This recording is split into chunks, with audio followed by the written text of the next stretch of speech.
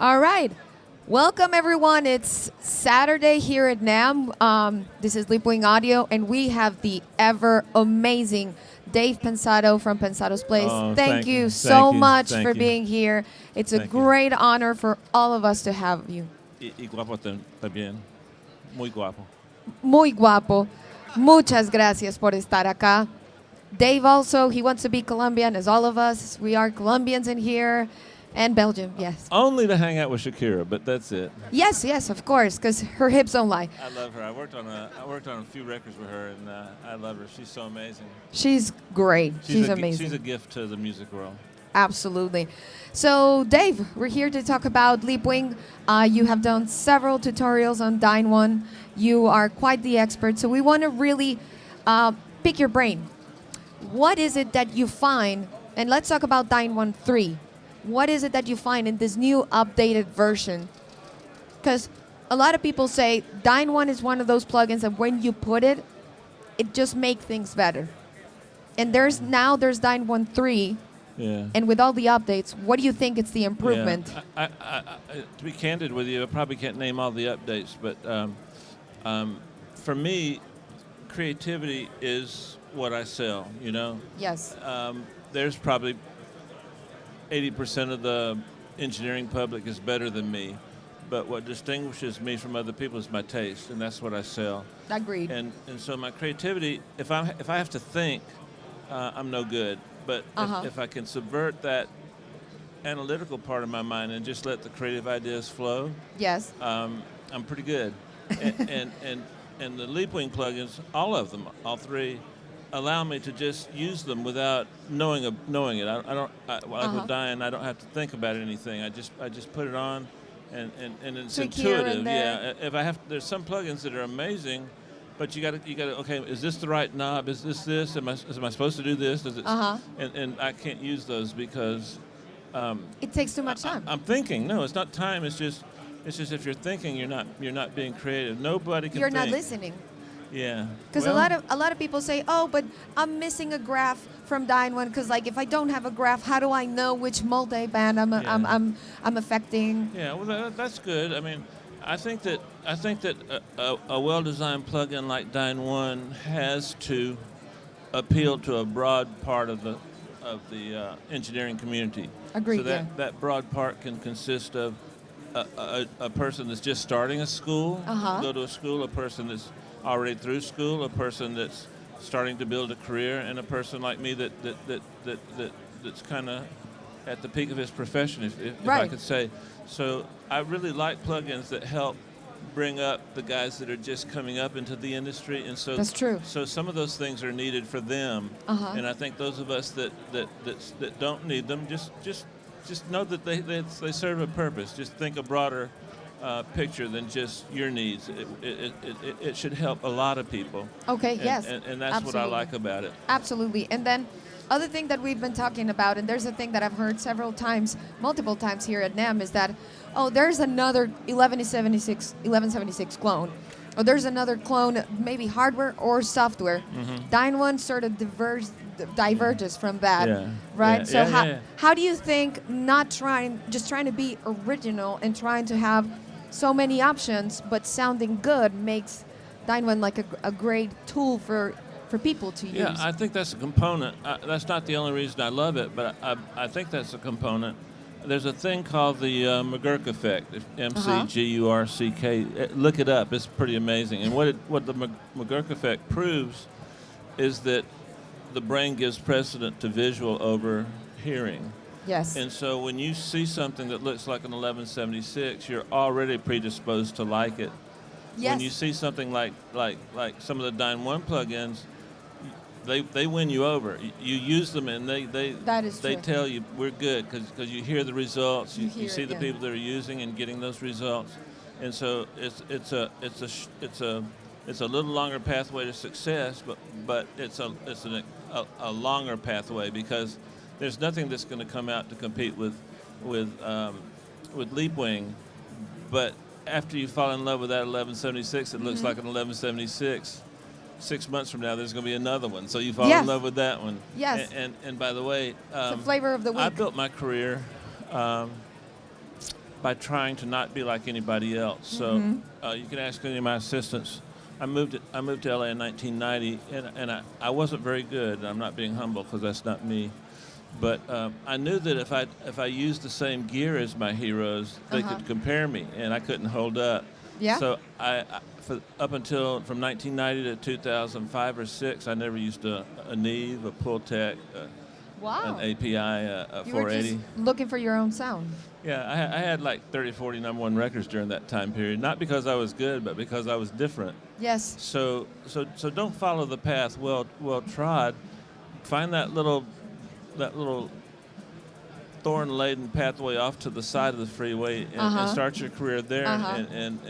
And then as you progress, you can visit the big freeway. Yeah. And by the way, now I use everything in the book, but but with your own way of using stuff. Well, I've got this. I've got a couple of sayings that piss everybody off. One is warm is another word for dull, and another one is it's better to sound new than sound good. Now, when I said that in a magazine, nobody ever read the next two sentences. The next two sentences were, it's best to do both, sound new and good, right? Yes. And this doesn't include classical or jazz or forms of music that have a longevity. The pop industry to me, where I'm most comfortable, and by the way, today the pop industry is called hip hop. Yes. And it has a disposability to it that I like. When I used to be a touring guitar player, I liked the fact that I could play something and it was gone forever, you know? Yes. And that you might say, well, why would you want to do that? I don't know, but it's a feeling of power when you can do it. It goes out into the ethos, and then you never. And so. Right. And so that's kind of my thinking behind the creative process. The interesting thing, and if I'm rambling, stop me because I want this to be great for you. You wouldn't think about hiring Bill Gates to paint a great painting, but you wouldn't think Van Gogh to write code for you, you know? Yes. Well, mix engineers have to be both, and that's why we're so scarce, and that's why the greats, me included, we all idolize them because they've got certain gifts that we don't have. And by the way, there's some great information out there about how creativity works, some brand new science and stuff like that, where you can actually improve your creativity. So check that out. And I think testing new tools and finding new ways about doing things, it's definitely one of those things that motivates you to take a different approach. You're asking great questions, by the way.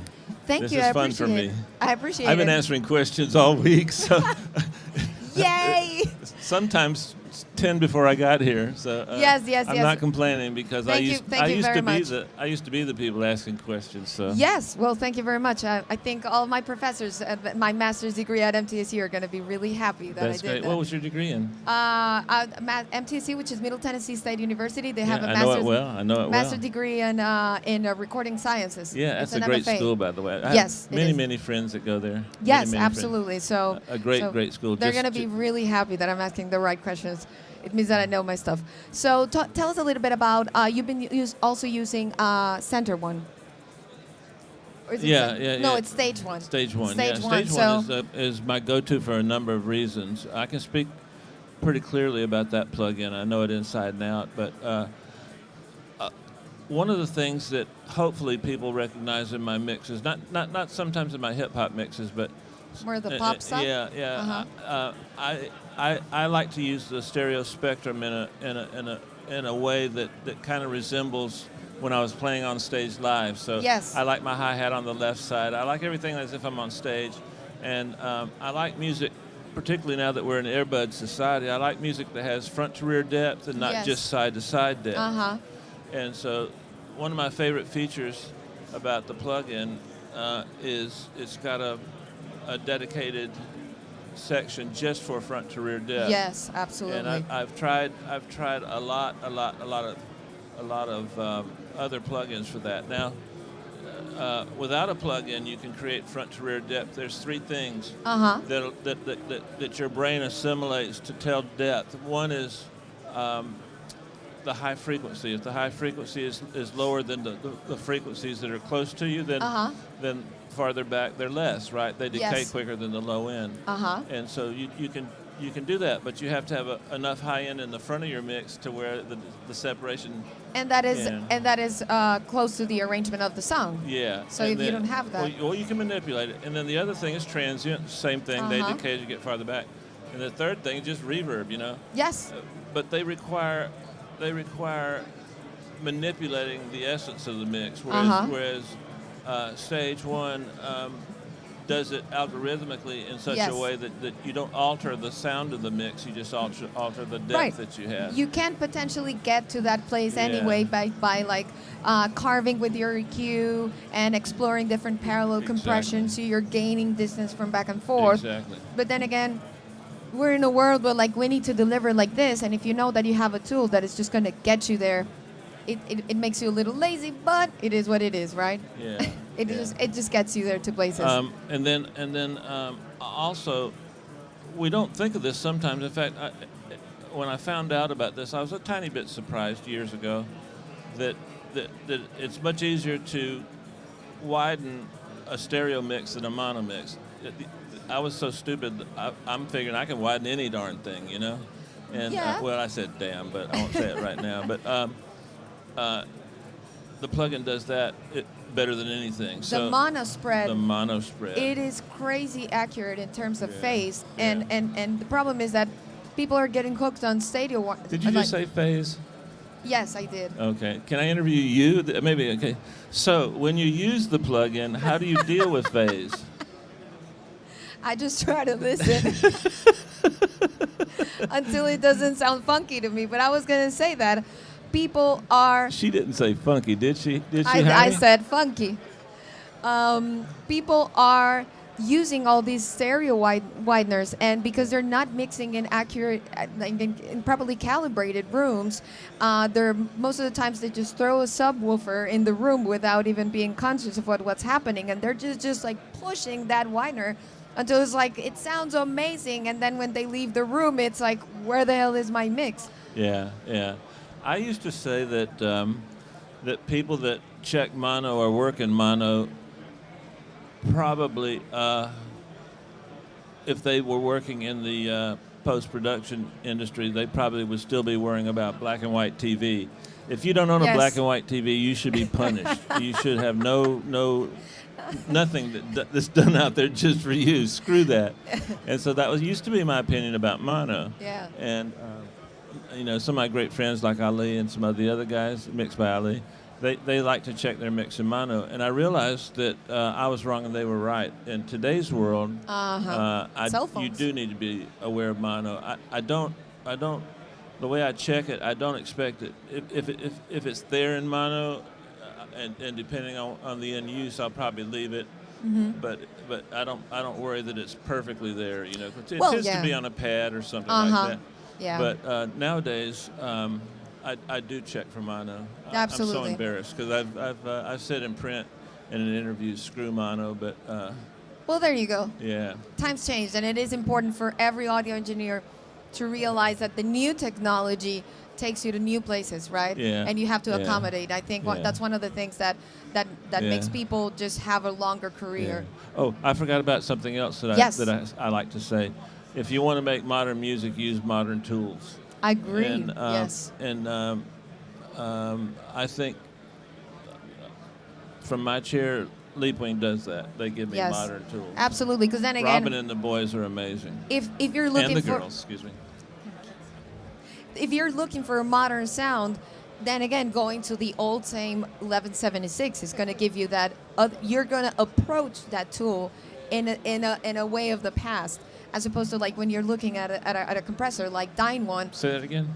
Like if you're using an 1176, in your mind, you're looking for a modern sound, but your ways of using it resembles a use of the past.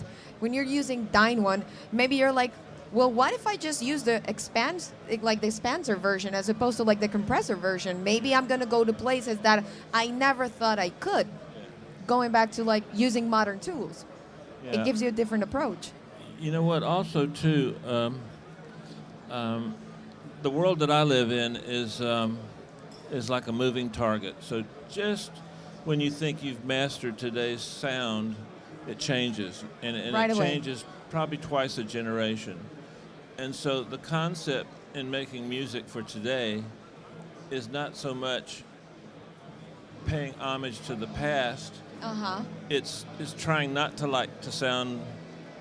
That was a weird sentence, but it's more about trying not to sound like the music that your parents and your older brother listened to. Right. So when we fall in love with the sound from when we were 15 years old, that's going to be a serious impediment to work in the world I work in. So, agreed, yes. So absolutely. every 4 or 5 years, I just throw everything in the trash and start over. Yes. And do I make a couple of crappy mixes? Absolutely. Of course. But I have the blessing of choosing, and so I'll choose projects that I have the leeway to come back and change them, you know. And then after about 2 weeks, I'm getting my feet and I'm back to normal. And so if you want to compete with music that we find at the top of the Hot 100 charts or the viral charts, yes. you're probably going to have to alter the way you do things if you've been working more than 10 years. Absolutely. You know? And those tools that you learned and relied on to make sonic decisions for you are no longer useful. You're going to have to make some sonic decisions based on your ability to use that new plug-in. Right. I hated that when I first got into Pro Tools. I made a career out of just throwing my drums through a DBX 120 XT. Oh, 128. And nice. 160 XT. It's the big yes. one. It's a 160. Hey, the 160 one. Hey, Jaime, pay attention here. With all the several knobs. Yeah, just a random guy out of the audience. Let me ask him a question. So it's the 160 XT I like, right? Yes. And what is your name? What is your name? Jaime. That sounds like a Spanish name to me. Are you from Spain? Yes. Who's your favorite engineer? Manny Maricor. Whoa, me too. Me too. I love Manny. So the fist bump. So by the way, that was my assistant, Jaime Esalelia, and but I had to start making decisions because the 160 does not have an attack and release time. Yes. And so the plugins in the mid '90s, I had to make all these decisions, and I was not a happy camper because I never thought about it. I was letting my Fairchild make sonic decisions for me, my LA2A, my LA3A. Yes, absolutely. And then all of a sudden, I've got to take control of those parameters, and it made me a better engineer. Yes, and then the ever-evolving tools. Like, for example, when people come here and they're like, oh, but what is it about Dyne One? Like, there's so many plug-in multi-band parallel processors now, and it's like, they work. Why are you so different? And I'm like, the fact that you now have control, for example, over the compressor, the detector. You can choose either if you want to work fully percent RMS or fully percent peak. And people is like, wow, I never thought about that. And I'm like, me neither. But they're giving us the choice. And now I can fully say how much I want that detector to attack my peaks if I'm mixing drums or if I'm putting it on the mix bus. Also, too, the way I think about it, and you're right, 100%. I like what you said. Thank you. The way I think about it is creative people need creative tools, and the analog tools. In fact, I was hanging out with Paul McCartney and just a regular dude. And he said he didn't. Sometimes he didn't understand why people would try to emulate his records because those weren't the records he wanted to make.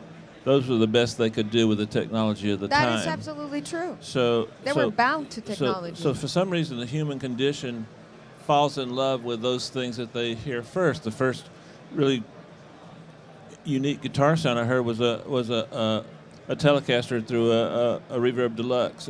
Nice. And that's my guitar sound for beach music, you know. Yes, of course. And then when I heard Jimi Hendrix, I didn't get a Strat, but the Strat through a 50-watt Marshall was the sound I wanted to emulate when I was a kid, and on and on and on and on and on. And it's just so hard to take those elements out of your psyche and force yourself to be uncomfortable for a while because nobody likes to be comfortable more than me. You know, look how I dress. And so in my creative world, it's tempting to just go for the easy but what you know stuff. Agreed. And by the way, in my world, sometimes I get 4 hours to do a mix and have to turn it in 4 hours. Sometimes I get 4 months, you know. Yes. So I have to be And then also able I to do think both. one thing that I mean I'm 35 years old, but I the way I'm a mixing engineer as well, and I've had the blessing to. Did you say that to get a compliment? Because you don't look 35. Thank you, appreciate it. Yeah. Okay. Thank you to my sponsors. Yeah. Um, I'm 38. there you go. We were just born yesterday. I was gonna say I've had the blessing to My mix. underwear's 38. Oh, there. Oh, I cut. said that wrong. Cut. I was gonna say I've had the blessing to mix salsa music, reggaeton music, classical music, orchestral music, music for film, rock, pop, and it's happened because that's the way my career has worked. But getting used to the same tools of all of the times sometimes bounds you to the same genre, and if something changes in the industry. So Dave, I was setting up a question, and I was, if we get used to the same tools, in a way we're getting used to one sound, and that can eventually lead us to just getting niched into one genre. Then the industry changes, and what do you do? What do you do? Because you got used to one sound, you got used to one tool, you got used to, and then you're stuck in this everything. And I've told a lot of my friends, I say, we may be young, and this is what's hip, but then 2 years from now, something's gonna come, like reggaeton did, for example, and it's just gonna wipe everything as we know, and we gotta start from scratch. Yeah. So, having tools that are giving us the capacity to explore, to get creative, will prepare us for what's coming next, because we're always thinking of more, right? Yeah, And further. absolutely, Maria. Tell me if you think this is valid. It seems to me like what makes you great makes you irrelevant. So in other words, Yes. in order to be great in a creative space like music, you have to have such a firm grasp of how you want to make music, of how you want that music to sound. And then you have to also have a lane that people want to pay you money to get that lane. Yes. And then you hold on to it so tenaciously. It's such a big part of you. As music changes, you can't change. And so you see these great producers and engineers and writers that eventually become irrelevant because it was a function not of their talent, but their talent was so ingrained in what they did, they couldn't get rid of it and move on. And it must be the other way around, absolutely. Well, you would think that's the case, but that's just not the human condition, I don't think, you know. And I'll say this: you can talk to anybody that knows me, and I get bored with anything that's a month old, you know. So I'm lucky that I've changed, and it's not easy. It's in fact it's horrible because you have to be on quicksand for a while creatively. But when you get it, it's just such a great feeling. It's the same feeling you got when you started out. So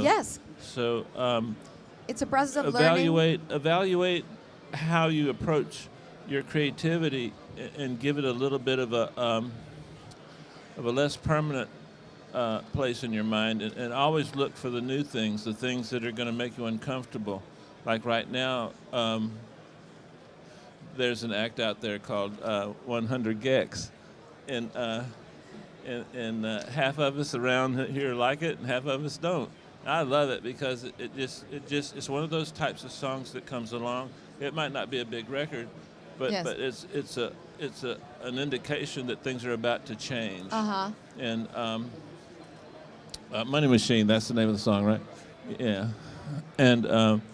and so when I heard that, I realized I got to up my game. I got to start changing my vocal sound. I've got to start doing some of this and some of that.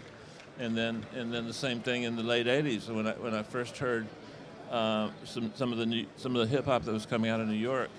I fell in love with the music, not so much the lyrics, because I didn't come from that world, but the feeling of the beat. The beat, and then I'm like, the thing that attracted me the most is, you mean I don't have to hire a drummer? I can use a drum machine? Right. Oh my gosh. I don't have to deal with a drummer. I don't have to master the keyboard. I can use a loop. Right. I'm liking this thing, you know. Yeah. And you were one of the very early on adapters of this. Like, this happened. We got to get it on. Yeah. Well, in Atlanta, I was the only guy that was doing it, not because I was good, because I was the only engineer that would do it. Yes, the same thing happened to me. When I was in 2009, I mixed my first reggaeton album because no one in Bogota wanted to mix reggaeton because it was like poorly looked at. Yeah. And then like 2010, I already mixed more than 6 albums, and people were making fun of me. And I said like, how many albums have you mixed? It's like that. And then all of a sudden, people just relate you to that sound, and that's great. But it's that capacity of just recognizing when you got to be ahead of the game. And also, a lot of engineers that I know, nobody listens to radio. They don't go on SoundCloud. They don't look for music. They don't listen to what other friends recommend, other non-musician friends. Yeah.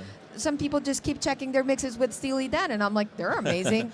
But I don't know how you're gonna set for the new world. By the way, I got in a lot of trouble with using a Steely Dan analogy. But they're amazing. Too. And I had to interview this gentleman recently, and they are be amazing. Be careful what you say. No, I'm saying they're amazing. Well, half of them are dead, so you're okay. I'm amazing. I actually know the engineer. One of the engineers has worked with them, but they're amazing. They're amazing. But if I'm gonna mix a trap record, there's no way that I'm gonna find something to relate to. That's what I'm saying. Yeah. So I it's bet just you could do it. You can, obviously, but I'll just throw in Juice WRLD and get it going. Wow. For me, I think one of the things in today's world that I love so much is that there's a low entry point into the world of audio engineering. Yes. And I think that's a real healthy thing in our profession, and it's been game-changing. Anybody can just about make a record with almost the same tools that I use. Yes, absolutely. So, somebody like Carl Sagan would say, well, if there's that many people entering, this must be a time when the greatest records ever made are being made. Yes. And I agree with that fully. But by the same token, the worst records that are being made are made now. So I've been blessed because I always have a lot of assistants for the last 30 years. My assistants have been very successful, and some of them better than me. But like my 2 assistants here, when we come in, we try to one-up each other on finding something new, and we start our day off by playing some stuff for each other, and then and then 10 or 15 of my other old assistants will drop by and we'll play something or text. Hey man, did you see the new so and so? And we like finding the plug-in before anybody else, and in the group, and so it's a real good support system. So you can stay current if you have a group of friends that are paralleling your taste and things, and it's just always fun and rewarding to fall in love with that one song that just captures the imagination of the public, and it can reassure you that you still got a taste that has relevance. Absolutely. And absolutely. So, and by taste, because a lot of engineers, they believe that just knowing everything technical, it's the way to go. And knowing the technical is just the one thing that you have to forget when you're when you're trying to mix, because people are paying for taste. The technicality is just the means to the end. Yeah. You'd be surprised, but I rarely. Jason Joshua was my assistant. Manny's American assisted me for a little bit. Don Dresdo, Sylvia Massey. I've got a big list of successful people. Yes.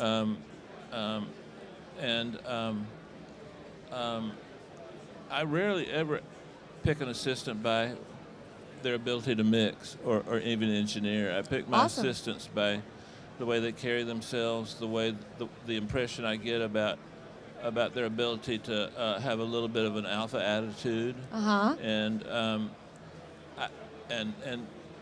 I look for signs of creativity. Like a lot of people in the industry know that the way I picked Jason, not really, but the way I picked Jason Joshua was the fact that my assistant at the time, Ariel Shobaz, who's also one of my favorites, who's great. He did all the Nicki Minaj stuff. Wow. He came to me and he said, do you notice how the pillows are being fluffed in the lounge? And I'm like, I do. There's like that crease in the top. Who the hell is doing that? He said, Jason Joshua is coming in and arranging the pillows every morning before we get here and put a crease in them. And I'm like, keep that in mind, because when you're ready to move on, let's check him out. Yes. And so I always let my current assistant kind of give me feedback on who the the next assistant will be that will replace him. And so Ariel said, yeah, I think he'd work for you. Yeah. And so that's the way I choose my assistants, is based on their creativity, not their skills at that Absolutely. time.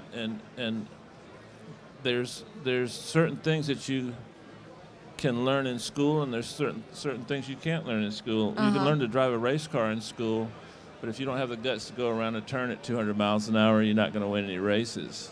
Yes. And to extend that metaphor or analogy, there's certain things that you can only learn from a top race car driver. You can't learn it from anywhere, any other place. Right. And so getting good is not a 1-year process, a 4-year process, or even a 10-year process. No.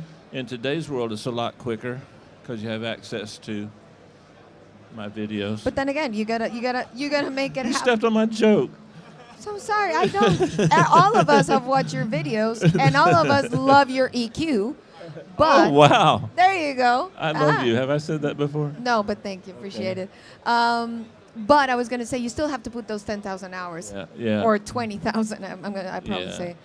You know what, Maria? I think that, and this could be corny, so I'm open for criticism here, but for me, life has never been about getting somewhere or the destination or the objective of 8 years of college. For me, it's always been the journey that's more fun. Like right. I can turn a 4-hour trip to Vegas into a 10-hour trip, and I'm so happy because I don't care about getting there.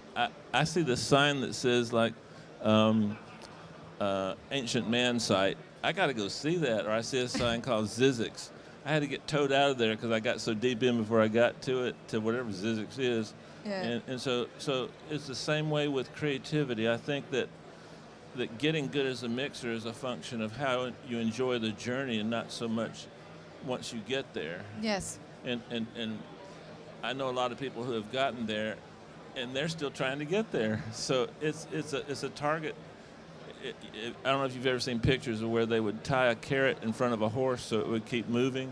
Yeah. Well, that's what our profession's like. You'll never get the carrot. Yeah, yeah. Well, some people think they do. Some people think they do. Yeah, and that's good too. That's healthy. But you know, you'll go past them and they'll be on the side of the road. You know. Yeah. With a bad motor blown out. Agreed. All right. Well, thank you so much, Dave. Does anybody have any questions for Dave? I mean, pick his brain. He's right here. Guys, any questions? You look like you've got a question. What's your question? What? What did he say? I don't know.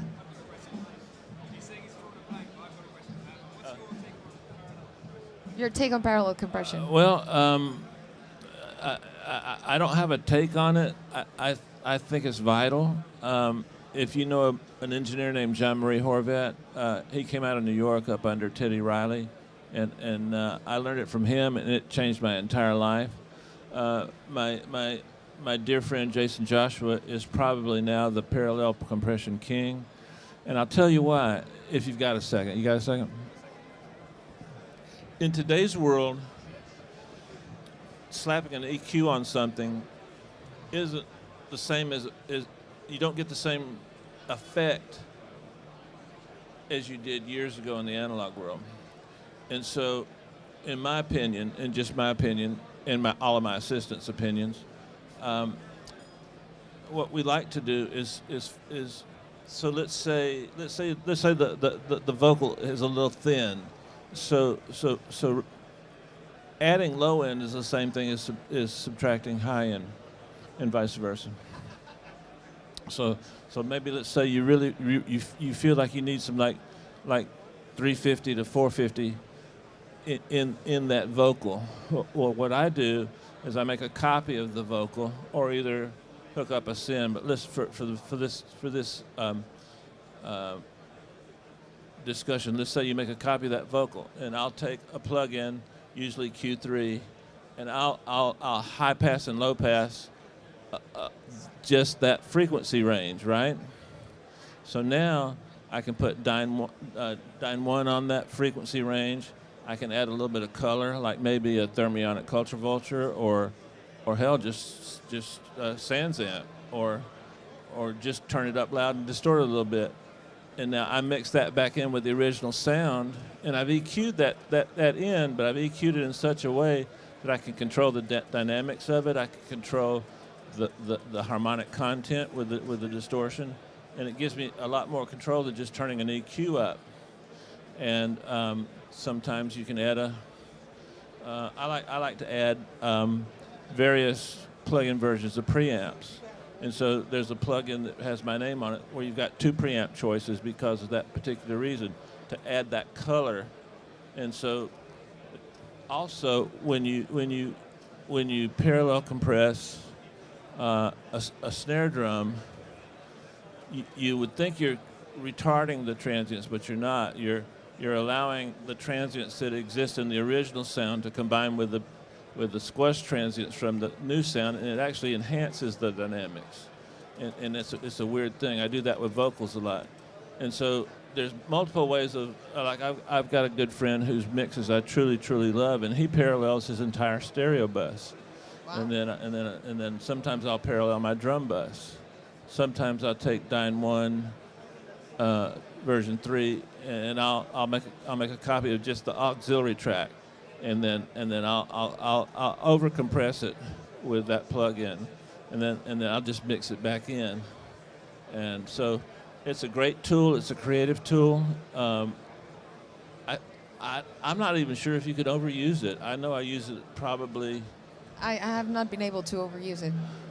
Yeah. It is very linear in that way. And then also, I don't know if you know, but Dyne 1.3 allows you to do center side processing as well as left and right. So then it gives you much more control.